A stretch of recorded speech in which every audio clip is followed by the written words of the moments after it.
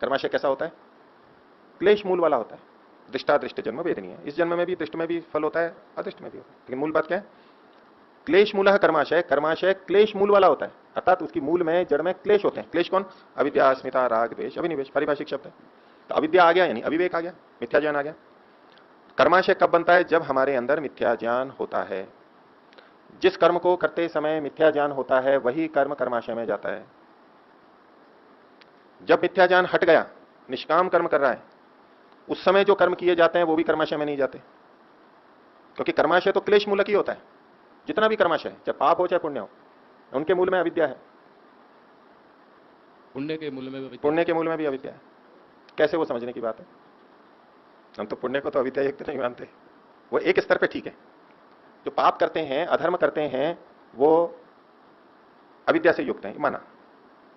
और जो पुण्य करते हैं उनमें तो अविद्या नहीं, वो तो सही कर्म कर रहे हैं, लेकिन वहां भी एक अविद्या है। पुण्य कर्म किस लिए कर रहे हैं? सुखी, सुख की प्राप्ति के लिए। कौन सा सुख? कौन सा सुख? सांसारिक सुख। सांसारिक सुख। अच्छा जन्म मिले, अच्छा शरीर मिले, खूब धन संपत्ति मिले, अच्छी बुद्धि मिले, इसलिए कर रहे हैं ना। अर्थात वो जीवन का लक्ष्य किसको मान के चल रहा है? भौतिक सुखी तो बने हुए हैं, ये अविद्या है उसमें। भले ही पुण्य कर्म कर रहा है, लेकिन शरीर आदि को ही चाह रहा है, मुक्ति का लक्ष्य नहीं बना हुआ है। अर्थात जो साधन थे उसको साध्य मान रखा है। शरीर आदि तो साधन थे, साधन के रूप में उनको चाहेगा तो गलत नहीं है, लेकिन वो पुण्य कर्म करते समय इनको साध्य के रूप में चाहता है व्यक्ति। तो जो साधन था उसको साध्य माना, ये अविद्या है। तो कर्माशय में हमारे वो ही कर्म बजाते हैं जिनके मूल में क्लेश हो, यानी अविद्या हो। अविद्या, अस्मिता, राग, द्वेष, अभिनिवेश हो।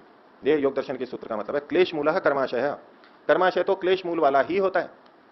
यदि क्लेश को किसी ने समाप्त कर दिया है तो ऐसा व्यक्ति पाप तो करेगा ही नहीं, और जो पुण्य कर्म करेगा वो निष्काम रूप से करेगा, तो उनके कर्मों से वो कर्म कर्माशय में जाते ही नहीं है, उसका फल बंधन के रूप में मिलता ही नहीं है, वो मुक्ति में सहायक होता है बस। तो पहली बात, क्लेश मूलः कर्माशय। तो जितना कर्माशय हमारा बना हुआ है, जिसका फल हम आज भोग रहे हैं, उन सबके मूल में क्लेश है, अविद्या है। इसलिए अब जब कर्माशय बन गया क्लेश मूल वाला, वो कर्माशय भी फल तब देगा जब हमारे में अविद्या होगी। कर्माशय बनते समय यानी कर्म करते समय भी अविद्या होगी तो कर्माशय बनेगा, ये एक बात हो गई। अब कर्माशय बनने के बाद में कर्म से जब फल मिलने लगेगा, तब वो कर्माशय विपाकारंभी तब होगा जब क्लेश होगा। उस समय भी क्लेश होना चाहिए। इसके लिए योग दर्शन का अगला सूत्र है, सती मूले तद विपाको जात्यायुर्भोगा। मूल होने पर, मूल क्या है?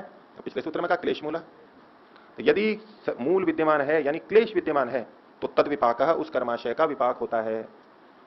और यदि मूल नहीं है, असती मूल है, उल्टा कर लीजिए सूत्र को। सती मूले तद विपाक और असती मूले न तद विपाक, उसका विपाक होगा ही नहीं, वो फल ही नहीं देगा।